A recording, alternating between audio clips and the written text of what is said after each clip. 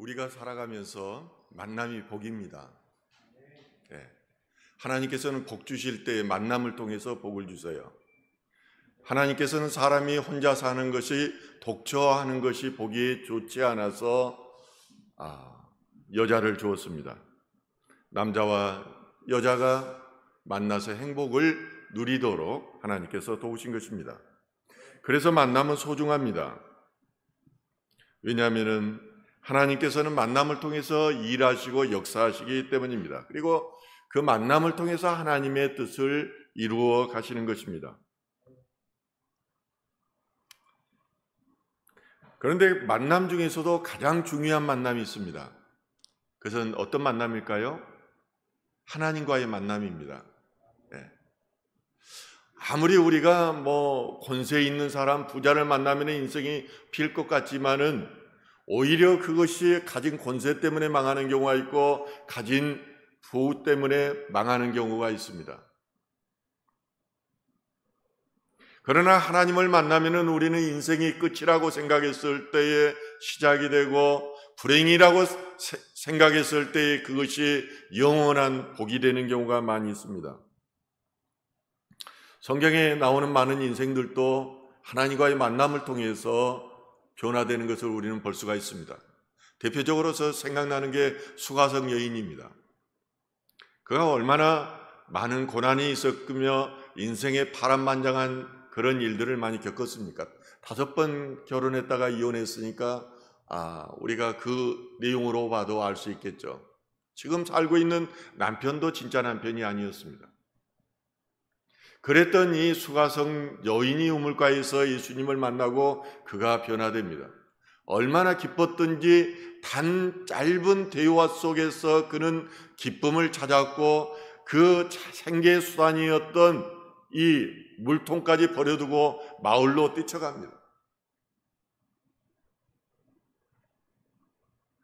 자기가 만난 분이 그냥 사람이 아니라 메시아임을 알았기 때문입니다. 그가 거기에 머무는 것이 아니라 이것을 누구에게 전하지 않고는 견딜 수 없었습니다. 그래서 마을로 뛰쳐가가지고 여러분 와서 보세요. 내가 만난 사람이 있는데 내가 보니까 그 사람이 메시아예요.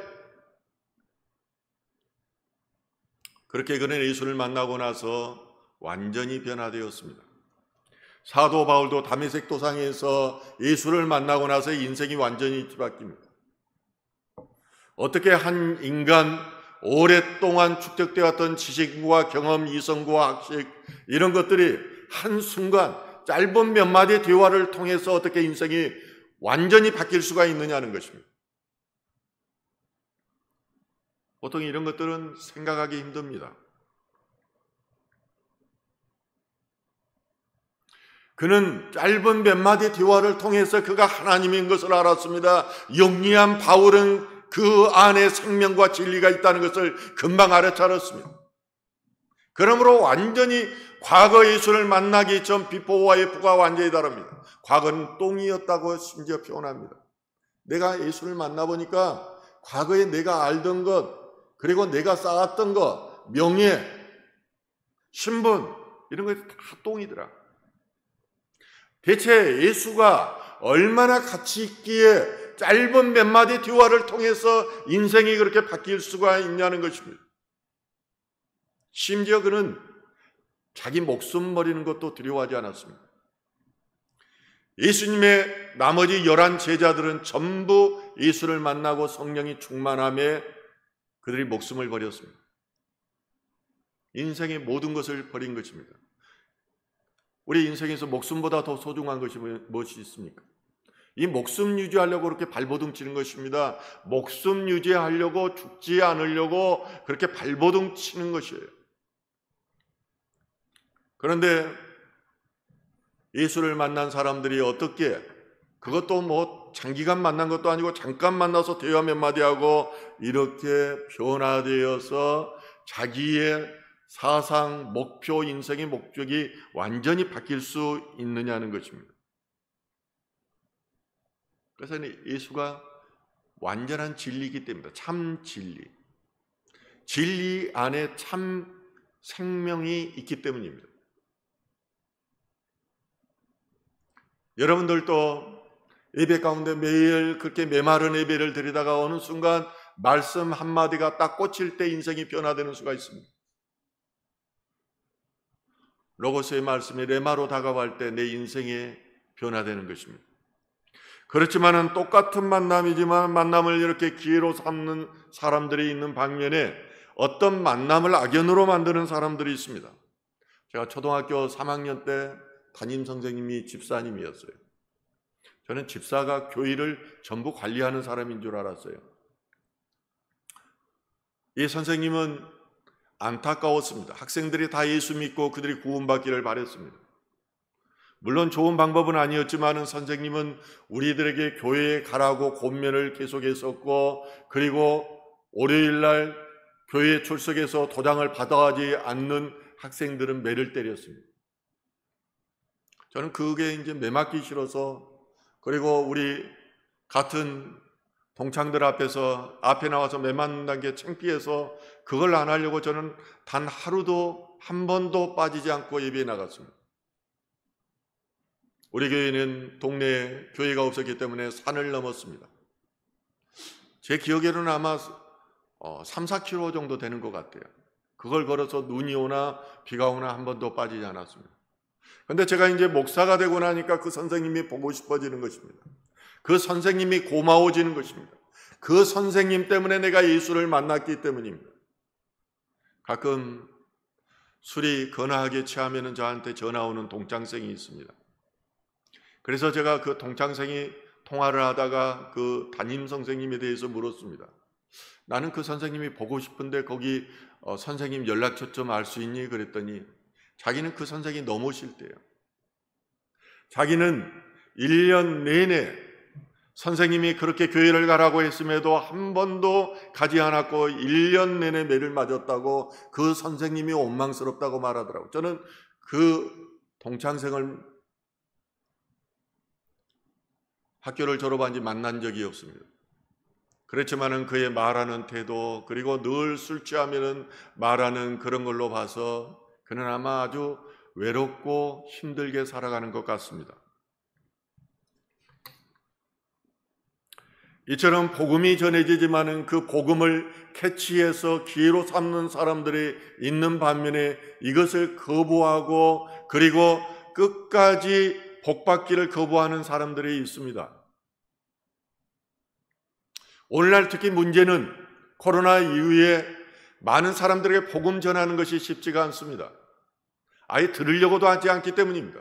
그리고 전하는 사람들마저 의지를 잊어버렸습니다. 교회를 나왔던 사람들마저도 교회를 떠나가고 있습니다. 저는 이런 현상들을 보면서 이 안에 하나님의 뜻이 어디 있을까 이렇게 생각해 봅니다. 바울은 유대인들이 복음을 받아들이지 않자 이방인으로 향해서 갔습니다. 서진을 내서 로마로 갔고 유럽으로 갔고 당시에 세상이 끝이라고 생각했던 서바나까지 갔습니다. 하나님께서는 사명을 주시면 사명자에게 아버지의 뜻을 전하게 하십니다. 복음이 전해지지 않으면 어디 땅끝까지 가서 복음을 전하면 됩니다. 그것은 하나님이 알아서 하시는 일이기 때문입니다. 열매 맺게 하는 것은 하나님의 뜻입니다. 우리는 이 현상 가운데서 하나님의 뜻이 어디에 있는가를 분별하면 되는 것입니다. 사도행전의 내용을 보면 처음부터 끝까지가 그런 내용입니다. 바울이 1차 전도여행을 갔습니다. 2차 전도여행을 갔습니다. 3차 전도여행을 갔습니다. 환난과 고난이 그의 앞을 가릅니다. 그가 이고니에서 복음을 전할 때, 그리고 루스드라에서 복음을 전할 때 그가 어떻게 합니까? 바울에게 돌을 던져가지고 죽었습니다. 죽어서 성 밖으로 내버렸습니다. 그랬던 바울이 어떻게 합니까? 깨어납니다. 죽었어요. 깨어나서 도배로 가가지고 한 일이 무엇입니까? 제자들을 불러서 제자 훈련을 시킵니다. 그리고 자기를 죽였던 그 고향으로 다시 그곳으로 돌아갑니다. 3차 전도여행을 마치고 왔을 때 가는 곳마다 그 복음 전하는 것을 방해하던 사람들이 돌로 치고 고소하고 고발하고 그를 감옥에 가지었지만, 가는 곳마다 그를 예배를 방해하였지만, 그리고 이제 너가 예루살렘으로 돌아가면은 너에게 환난과 고난이 기다리고 있을 거라고 성령님께서 말씀하시고 동역자들이 말씀하고 아가보가 말하고 빌립에 예언하는 데 딸들이 말했지만 드로아에서 더베까지 60km를 걸어가면서 그는 혼자 하나님을 묵상합니다. 나를 부르신 하나님, 내가 만난 하나님. 그는 감각적인 사람이 아니었습니다. N형이 요즘 MBTI로 말하면은 N형이에요. N형. 직관형이에요. 그는 딱 보면은 그냥 머리가 좋은 사람이라 금방 알아요. 하나님은 살아계시고 모든 상황 가운데를 보고 계시고 삶을 인도하는 것을 직관적으로 아는 사람이에요. 굉장히 뛰어난 사람이에요. 그래, 나는 죽어야지. 하나님의 뜻이 거기에 있는데 그럼 내가 예루살렘으로 돌아가서 죽어야겠다. 그 다음 그가 말하는 설교를 보십시오. 인사말을 보십시오. 나는 죽기를 각오하였다.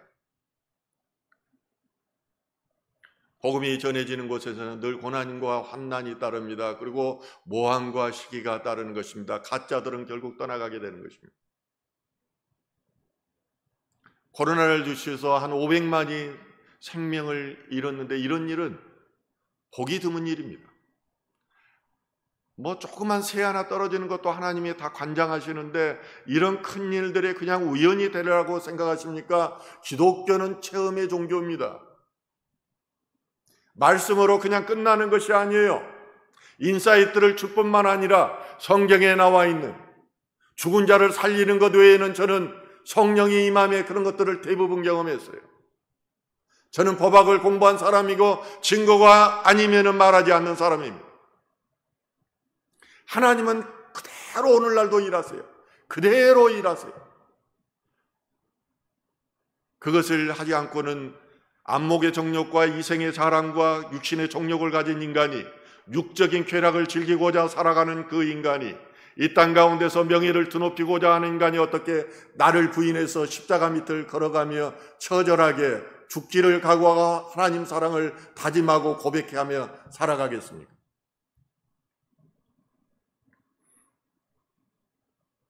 그러나 복음을 받아들이지 않는 사람에 대해서 성경은 분명하게 말합니다. 영생을 주기로 작정한 자들은 모두 믿노라. 에베소 교회에서 영생을 주기로 하나님께서 작정한 이들은 모두 믿었습니다. 그러나 하나님께서 구원하기로 예정하고 작정하지 않은 사람들, 그 사람들은 아무리 복음을 전해도 믿지를 않았습니다. 오히려 핍박했습니다. 가슴을 찌르니까, 죄를 찌르니까. 나보다 왜 그런 설교하냐고 그래. 왜 찔리는 설교를 하냐. 지금 밖에 나가서 얼마나 살기가 힘든데 주일날 한번 오면은 위로해주고 격려해주고 또 성공하라고 말하고 돈 벌라고 이렇게 그런 설교를 해야지 왜 찔리는 설교하냐고 저 많이 초창기부터 많이 들었어요.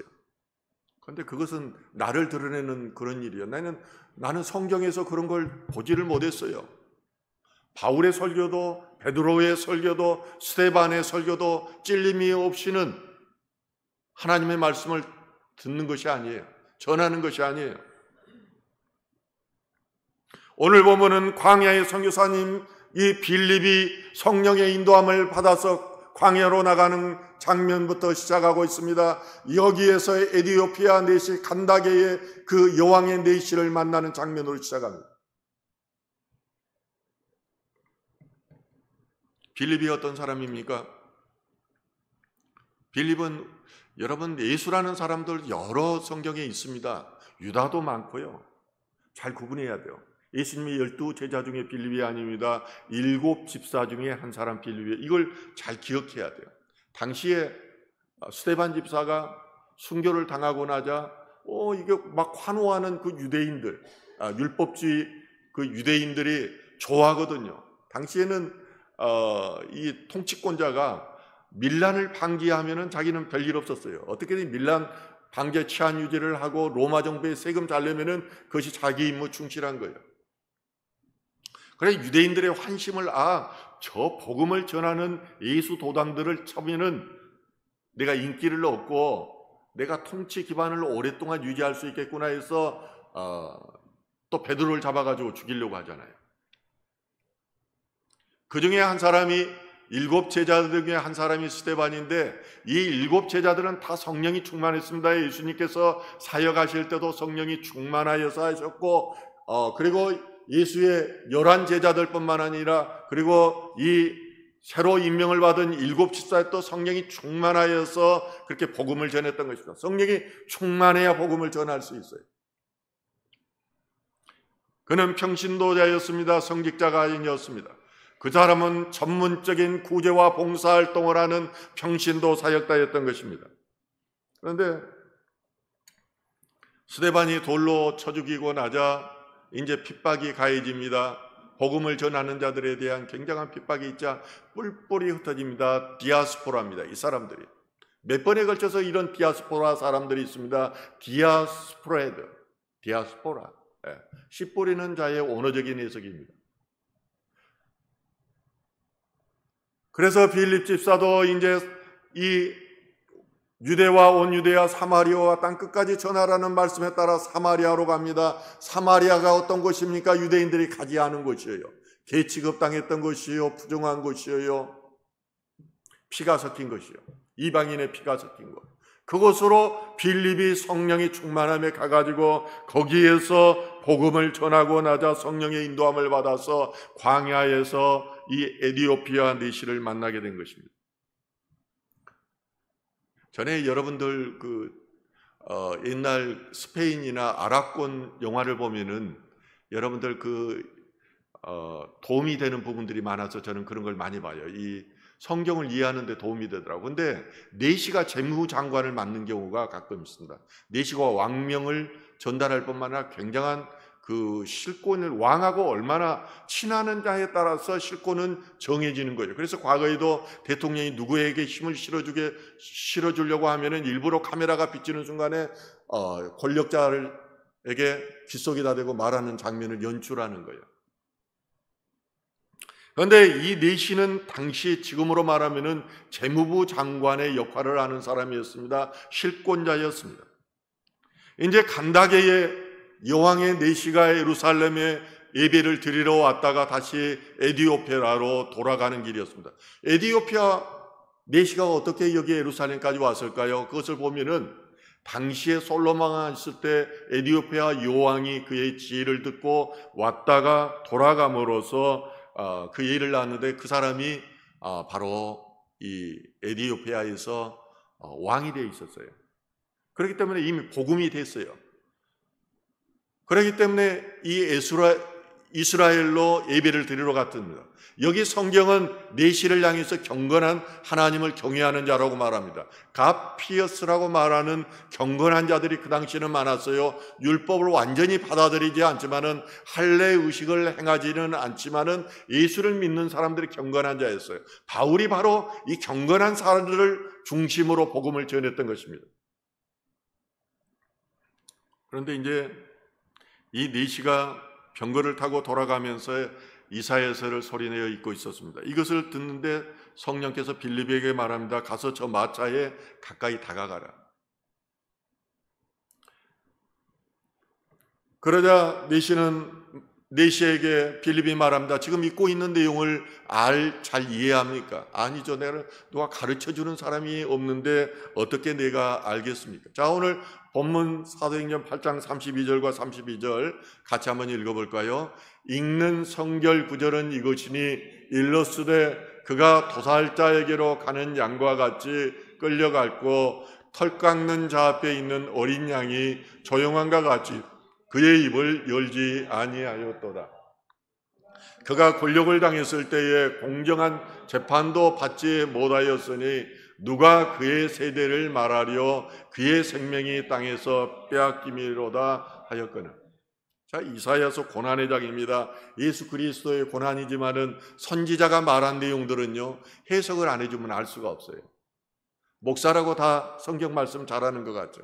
저는 청량년에 교회에서 회장도 대학부 회장, 중고등부 회장 다 해봤지만은 예수가 하나님인지를 몰랐어요. 성령이 무엇인지도 몰랐어요. 누가 가르쳐주지 않았어요.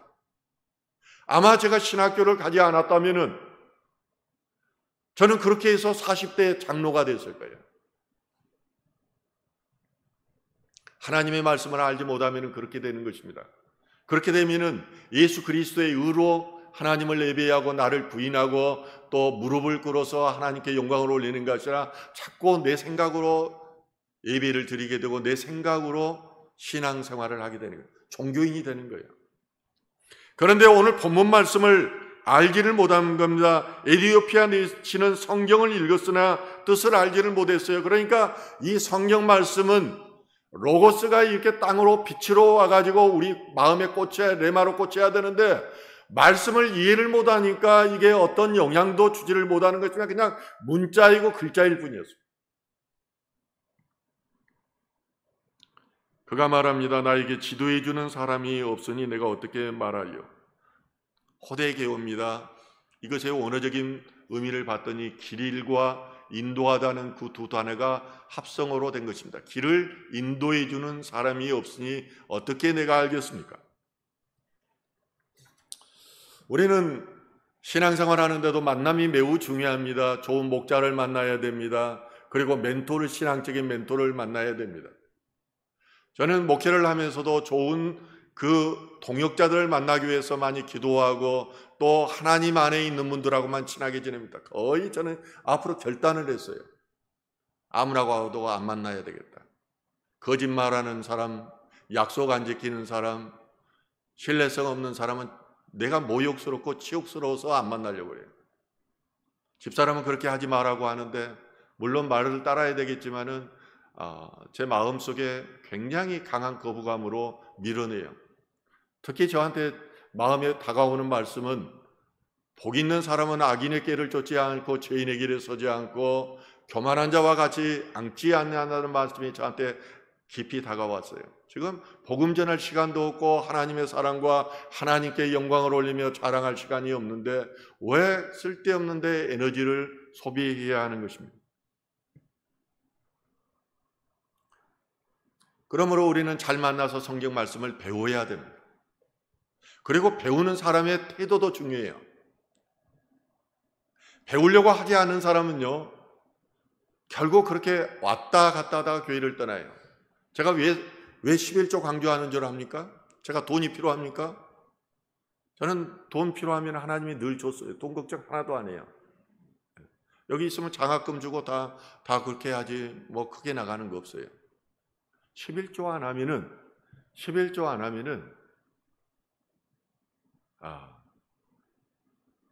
내 경험으로 보니까 11조 안 하면 하나님을 사랑하지 않는 거예요. 하나님을 사랑하지 않는 거예요. 내 목회 10년 해보니까 경험적으로 그래요. 그렇다고 또 혹시라도 안 하는 분 시험 당해가지고 그러지 마십시오. 내 경험으로 말하는 거예요. 네, 경험으로. 이 에디오피아 내시가 사회적으로 높은 지위와 권력을 갖고 있었는데 만약에 빌립의 이야기를 듣고 그가 네 일이나 잘하지 왜 나의 일에 참견하느냐고 그렇게 말했다면 그는 더 이상 이 말씀을 알지를 못했을 거예요. 그러나 에디오피아 내시는 말합니다. 내가 이것을 알지 못합니다. 이 말씀의 주어가 무엇입니까? 이 말씀의 주어가 선지자 자신을 말하는 겁니까? 타인을 말하는 겁니까? 라고 묻습니다. 이 주어가 누군지를 못하기 때문에 이 말이 무슨 말인지를 더욱이 몰라요. 그럴 뿐만 아니라 그가 도살자에게로 가는 양과 같이 끌려갔다고 하는데 이게 무슨 의미인지 그는 알 수가 없었어요. 그러자 빌립이 말해줍니다. 그 주어가 메시아 예수를 말하는 거예요.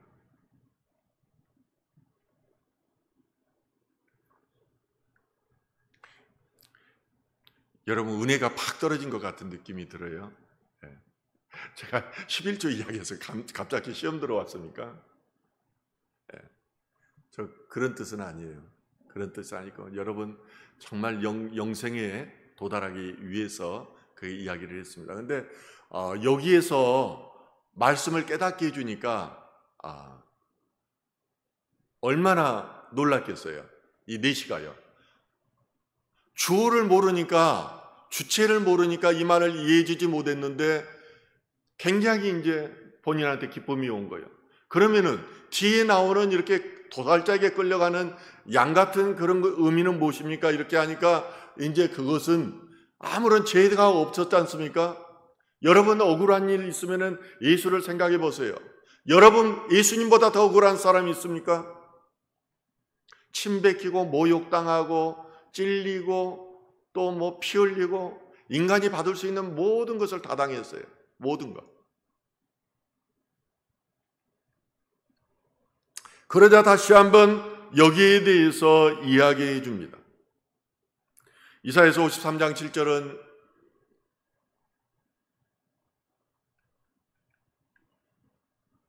이렇게 말합니다. 그가 곤욕을 당하여 괴로울 때에도 그의 입을 열지 아니하였으며 마치 도수장으로 끌려가는 어린 양과 털 깎는 자 앞에서 잠잠한 양같이 그의 입을 열지 아니하였도다. 악한 세상 가운데서 고난당할 때 우리가 그렇게 합니다.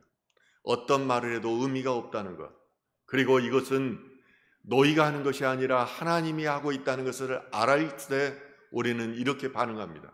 어떤 말을 해도 어리석을 수밖에 없기 때문입니다. 바로 이런 것들에 대한 해석을 해줍니다. 이처럼 말씀을 들을 때 내시는 의무로 가득했던 말씀을 읽고 깨닫고 기뻐하게 됩니다. 우리는 성경 말씀 속에서 이렇게 예수를 만나야 합니다. 그리스도를 통해서 하나님을 알고 그리스도를 통해서 하나님이 우리를 향하신 정확한 뜻을 알아야 되는 것입니다. 예수님이 나를 위해서 이 땅에 오셨고 죽으셨고 나를 구원했다는 것을 알 때 이것이 은혜가 됩니다. 그럴 뿐만 아니라 그 은혜 가운데 깊이 사로잡히고 그 은혜가 나의 삶의 실체가 되었을 때, 실존이 되었을 때 그 은혜는 그냥 은혜가 아니라 불가항력적인 은혜가 됩니다. 내 의지로 어쩔 수 없는 은혜입니다. 내가 노력해서 받은 의지가 아닙니다. 거부할 수 없는 은혜입니다. 이렇게 됐을 때 내 인생을 모두 바칠 뿐만 아니라 목숨 바쳐서 아버지의 뜻을 이루겠다고 다짐하게 되는 거예요. 누구를 위해서 교회를 나오는 것이 아니라, 누구를 위해서 전도하는 것이 아니라 정말 아버지의 하나님의 뜻을 이루기 위해서 내가 인생을 살아간다는 목적이 이렇게 바뀌는 것이에요. 빌립과 내시는 성경 말씀을 사이에 두고 만났고 성경 말씀을 통해서 교제를 나누었습니다. 예수님은 말씀이 이 땅 가운데 오신 것입니다. 하나님이 이 땅에 오시면 그분을 보는 사람들은 죽을 수밖에 없습니다. 그래서 예수님은 사람의 모습을 통해서 이 땅에 오셨고 죄를 지은 인간이 하나님을 만나야 구원받고 살 수 있는데 예수를 만나야 사는 것입니다. 그래서 예수를 만났던 사람들이 다 산 거예요. 인생의 문제들, 이런 문제들이 그냥 우리 힘으로 해결될 것 같지만은 예수가 도와주지 않으면 해결되지 않는 거예요. 저는 너무 안타까워서 제가 그렇게 이야기를 하는 거예요. 예수를 만나서 인생의 문제도 해결받고 또한 복받는 여러분 되기를 주님의 이름으로 축원합니다. 정말 예수를 만나야 돼요. 그러려면 말씀 읽지 않으면 허탕이에요. 그러자 반응을 어떻게 합니까?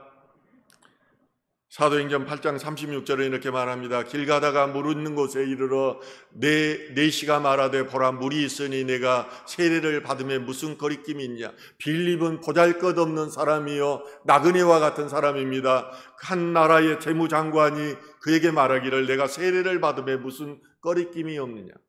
그가 이제 예수를 깨닫게 되가 예수의 빛이 그 안에 들어오매 그가 겸손하게 그 앞에 나아가서 이렇게 묻고 있는 것입니다. 그리고 빌립은 그냥 세례를 주지 않습니다. 네가 예수를 믿느냐? 하나님의 아들이심을 내가 믿나이다. 오케이, 됐어. 그러고 나서 세례를 주는 거예요. 세례를. 요단강에 가면은 지금도 요단강을 건너가지고요 아프리카의 사람들이 와가지고 막 세례를 받아요. 막 춤을 추고 막 그래요. 제가 미국 침례교회 큰 교회를 갔는데 거기 보니까 2층에 큰 통이 있어요. 큰 통이 있는데 세례를 줄 때 거기는 그 물속에다 담갔다 나와요. 나는 죽고 새로운 내가 태어났습니다라는 의미가 있었어요. 이 당시에 예수님 오시기 전에도 물세례는 있었어요. 그렇기 때문에 세례 요한이 물세례를 주었던 것입니다. 예수님이 오고 나서 다른 것은 뭡니까? 성령 세례예요. 성령 세례를 받아야 되는 거예요. 이번 여름 연합수련회에 와서 저는 생명 세례를 받기로 원했고 릴레이 오랫동안 기도를 했습니다. 그날 성령 세례가 쏟아졌어요. 저한테도 기도받았던 사람이 하나님을 체험했어요. 와서 한 분이 그러더라고요. 저쪽에 이스라엘에 가가지고도 제가 저 안수 기도할 때 하나님 체험했다고 하는 분 내가 한두 분 봤어요. 저는 누군지 잘 몰라요. 내가 네 분 목사님만 일부러 불러서 그분만 세례를 주도록 했습니다. 그래서 굉장히 성령 충만했잖아요. 굉장히. 사실은 그곳에서 제가 이재희 목사님 설교하기 전에 바람을 경험했어요. 하나님 성령의 바람을 주셔서 성령의 불로 우리를 태우셔서 계속 기도했는데 바람이 지나가는데 저는 의심이 솔직히 많은 사람이에요. 과학적으로 내가 이성적으로 증명이 안 되면은 자꾸 쳐다봐요. 어디서 지금 이 바람이 나오지? 에어컨 바람인가? 그러면 이전에는 있었는가? 이후에는 또 있는가? 계속 이걸 제가 이렇게 눈 뜨고 이렇게 체크를 해요. 그리고 나서 한두 번 불더니 안 불더라고요. 일본의 도키치 이씨는 유래가 찾기 힘든 그런 악한 사람이었습니다. 자기를 반대하는 사람은 무조건 죽였던 사람이요. 그가 사형 선고를 받고 전도를 받습니다. 프랑스 두 사람으로부터 전도를 받았는데 다 거부했어요. 창틈으로 이 전도자가 성경책 한 권을 줍니다. 그런데 그가 어느 날 성경을 읽다가 한 말씀에 꽂히고 맙니다. 예수님의 십자가에 못 박힌 이야기를 읽었던 것입니다. 아버지여 저희를 사하여 주옵소서 자기의 하는 것을 알지 못함이. 이 구절을 읽는 순간 나는 이 구절에서 멈추었다. 마치 17, 18cm가량 되는 대못이라도 박힌 것처럼 가슴에 찔렸다. 레마로 다가온 것입니다. 그것은 그리스도의 사랑이라고 해야 할까? 아니면 불쌍히 여기는 마음이라고 해야 될까? 그것을 무엇이라고 해야 할지 나는 모른다. 내가 아는 것은 오직 내가 하나님을 믿게 되었고 강팍한 내 마음이 변화했다는 것입니다. 그리고 그가 사형장에 가는데 간수가 보니까 얼굴이 환하더래요. 그렇게 교도소 안에서 땡깡을 부리던 그런 모습이 아니었다는 것입니다. 우리는 말씀을 통해서 예수를 만나고 하나님을 만나야 됩니다. 그래야 진리의 길로 살아갈 수 있고, 그리고 또 하나 하나님의 영이요 예수의 영이신 성령을 만나야 됩니다. 그래야 예수의 말씀이 떠오르고 하나님의 뜻이 어디에 있는가, 예수의 가르침이 떠오르고 내가 어떻게 살아야 될 것인가, 늘 이걸 생각하는 거예요. 이게 성령 충만이에요. 성령 충만. 성경 속에 나와 있는 욥도 말합니다. 그가 정수리까지 나는 악창을 기와 쪽으로 긁고 괴로운 가운데 있었지만 내가 죽게 대하여 귀로 듣기만 하여 싸움나 이제는 눈으로 주를 배웁사옵나이다. 그는 고통 가운데 있으면서도 주를 깨닫게 됩니다. 고난을 통해서 그가 하나님의 뜻을 알게 된 것입니다. 이번 수련회 때 어느 목사님이 말씀하신데 저한테 꽉 와닿았어요. 그 말씀은 이렇습니다. 하나님을 만나면은 눈물이 별이 되고 하나님을 만나면은 상처가 별이 되고 눈물이 비전이 된다. 얼마나 저한테 와닿는지요. 여러분, 눈물이 비전이 돼요. 얼마나 인생 살면서 많이 울었습니까? 하나님 앞에 얼마나 울었습니까? 저도 예수님 만나고 나서 많이 울었어요. 이번 수련회 때도 많이 울었어요. 그런데 그 눈물이 비전이 되더라고요. 그러면은 어떻게 내가 살아야 되는가? 내가 목숨 바쳐서 하나님의 일을 해야 되겠다. 그러니까 나는 하나님의 사람들이 그냥 어영부영하면 내 기질상 화가 나요. 화가. 건달 목사 같은 사람 보면 나는 화가 나. 가만히 안 둬요 그냥.